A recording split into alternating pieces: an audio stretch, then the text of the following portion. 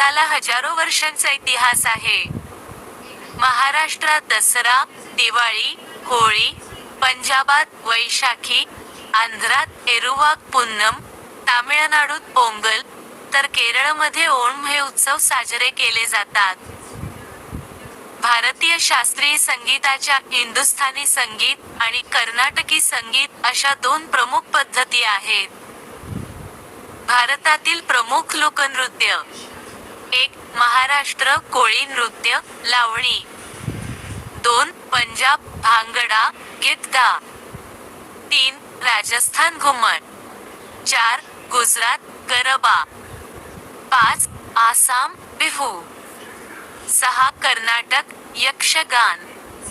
7. केरळ कैलवोट्टीकळी. भारतातील चित्रकलेची परंपरा अश्मयुगातील